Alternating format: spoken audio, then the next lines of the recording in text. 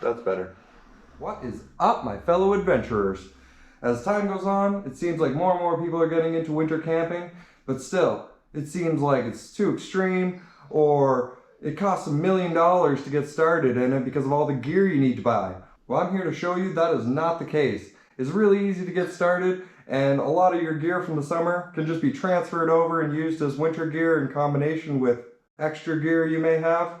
And that's going to get you through those cold nights in the tent, or tarp, or hammock, whatever it may be. You're going to make it through. Just stick with me. So I'm sure the first thing you guys are thinking you're going to need is a winter sleeping bag, rated for like -20 or something crazy like that. And it's going to cost you like $1 million. You can just use a couple of your summer bags, cheap bags even, in combination with each other, and that's going to increase the temperature rating that each individual bag is rated for. So, for instance, all I do is I have a cheap mummy bag that's rated for like +5, that's my usual summer bag, that I use in the hammock most of the time. And I use that inside an even cheaper bag, which is also rated for around 5 degrees Celsius. And then over top of all that, I throw a down quilt that I have that's a little bit nicer, and that's rated for about -6. And I've taken that setup plenty of times, comfortably. Don't lose a wink of sleep. It gets you through. These are the 3 bags I use in their stuff sacks. One of them is actually my under quilt for my hammock. I just recently did a video on homemade under quilts. It's just a cheap sleeping bag. Go check that video out if you're a hammock camper. And those 3 bags, as you've seen, are all small. They don't take up a lot of space. In combination, they're probably a little bit bigger than one of those $500-600 down bags rated for -20. But cost-wise, I probably have less invested into all 3 of those bags. I don't really like the idea of having a $500 bag that I only use for a few trips of the year. I mean, years ago, $500 would have bought you a half-decent canoe. Not the case anymore. My sleeping setup also includes a little mech underpad that I use in the summer, sometimes when I'm tent camping. Again, not the greatest, just a cheapie. I think I picked it up used for, say, $30 or something like that. The biggest thing is just getting a barrier between you and the snow, because the surface you're sleeping on is not the warmest. The next thing I'm going to recommend is a good pair of snowshoes. These are just MSR snowshoes that I bought from MEC years ago, and they've been working just fine. I do have some complaints about these snowshoes, such as the fact that snow likes to stick to them. If you're going to pick up a set of snowshoes for winter camping, I'm probably going to recommend that you just pick up the ones with the aluminum frame that have the fabric through the center here, because my experience with watching other people use those is that they don't get as much snow stuck to them. The snow just breaks right off and falls behind you, because the snowshoe itself is actually super flexible, so it's really hard for the snow to stick to it. But these have been good to me. The thing I do like about these snowshoes is that you can actually use them almost like a shovel, then you don't have to bring a shovel. Lets you dig a bit of snow out. Not the greatest, but it does work. These are just going to keep your boots dry, and at the end of the day, you're going to be happier sitting around the campfire with some dry feet, or going to bed with some dry feet. So for the trip I currently have planned, we're actually going to try just a straightforward tarp setup. Instead of bringing a tent or bringing the hammocks and all that setup, I asked my girlfriend if she agreed to that, and she said yes. She might live to regret that decision, but I was up for the adventure, so hopefully she's not too mad at me at the end of the trip. I've been looking at different tarp setups for winter camping because I've never done it. Most of my experience is winter camping in a hammock, and that's been pretty cozy. So I feel like this is going to be a bit more extreme, but we'll see how it goes. Video coming up for you guys on the trip, so check that out when it comes out. There's 2 mech guide tarps. One's the lightweight version, this guy over here, and one is the older, heavier version that I usually use if it's getting set up around a fire or something like that. Just because I don't like getting holes in my nice expensive tarp. So this one will be the one taking the beating, or it'll just be a mat on top of the snow for us to have a dry place to take our boots off. Next up is a clothes bag. All I really do for winter camping is just use my typical clothes. I just bring an extra of everything that I'm going to be wearing to keep warm to begin with. So an extra pair of socks, an extra pair of pants, and an extra t-shirt, and an extra sweater. That's just in case anything gets wet, because that's the nightmare of winter camping, that you're stuck in wet clothes and you can't get dry, and it's not going to be a fun sleep for you. I'm sure a lot of you are thinking you need to spend $1 million again on some specialty winter clothes like merino wool or down puffies and everything, high-end stuff to get you out there, but that's not the case. They're going to do just fine. They're not going to be as good, but they're also not going to cost you $1 million. It's not extra stuff you have to store. If you don't have a lot of space to store all your camping gear, you want stuff that just works all the time. Just be prepared and have a full extra set. Now, usually I don't bring a saw or a hatchet when I go on my summer trips, because I have a little trick that I use that's always got me by, and I just don't think the extra weight's worth it most of the time for building a fire. But in the case of winter camping, I do go extra prepared. I got a new Silky Gomboy saw. I believe it's the 240 version that I'm going to try out on this trip. Got a good deal on it. And then I have my old Gerber hatchet that I used to take on trips with me for years.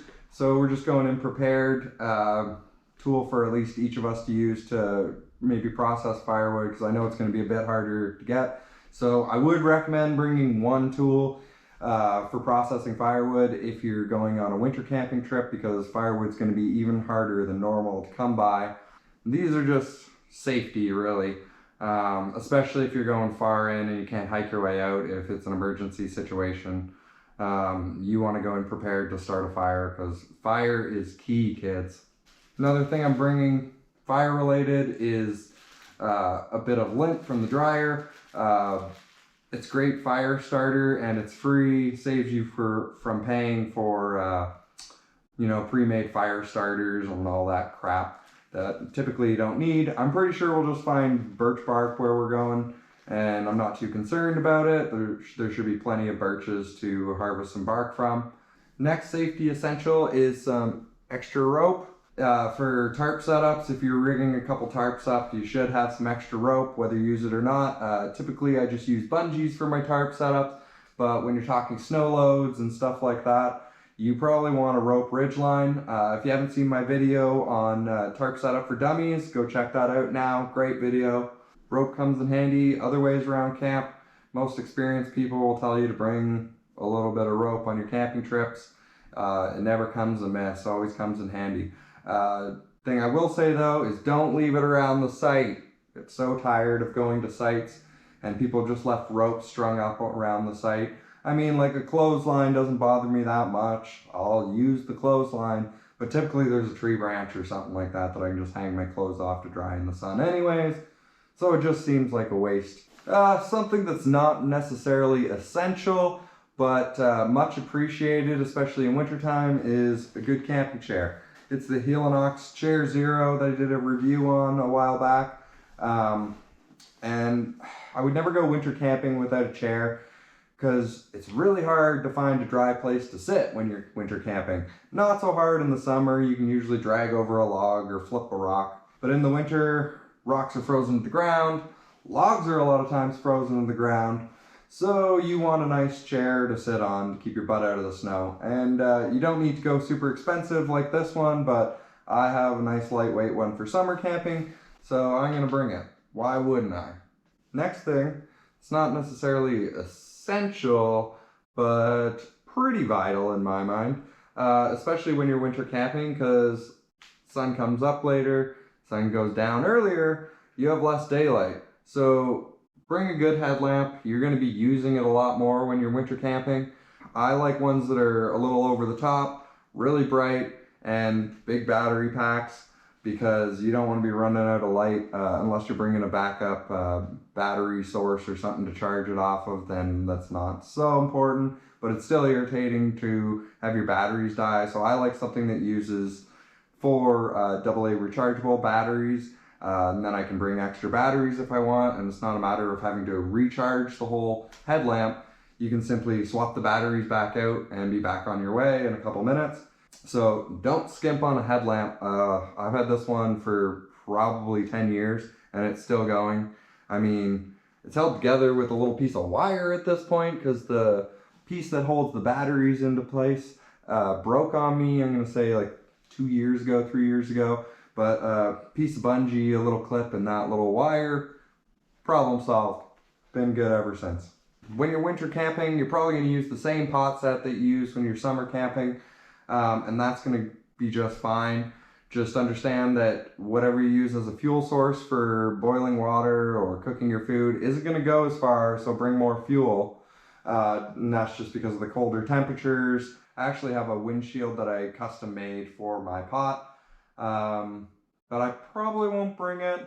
I'm usually just made a little wind block out of the snow, and that serves the purpose just fine. The biggest key is just blocking the wind and stopping it from cooling down your pot as you're cooking, boiling water, whatever. Now, a lot of the food you bring is probably going to be the same as well. You're probably going to bring more hot meals when you're winter camping. And less just snack food, stuff like that, because it's just nice to have a hot meal. A lot of times you're sitting around at camp anyways when you're eating during a winter camp, and it's just nice to enjoy something hot. Highly recommend bringing hot chocolate. Coffee is key. Everybody loves coffee.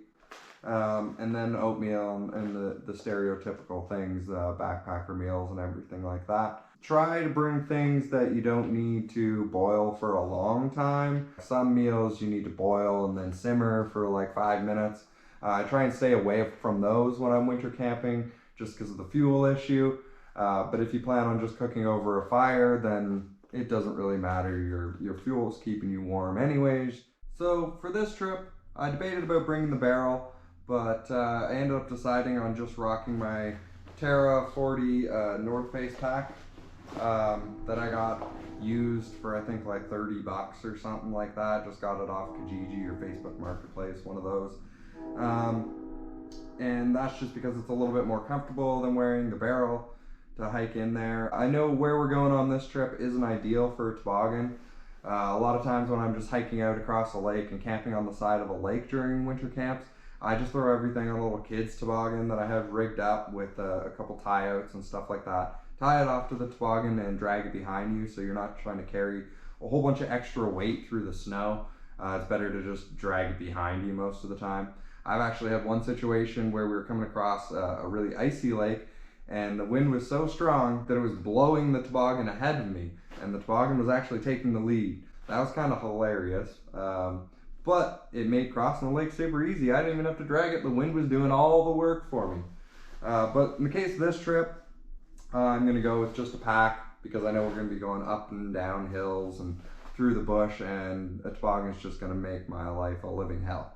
Another thing I'd recommend is bringing lots of extra lighters because you don't want to be without a lighter. You want to be able to get a fire started when you're winter camping.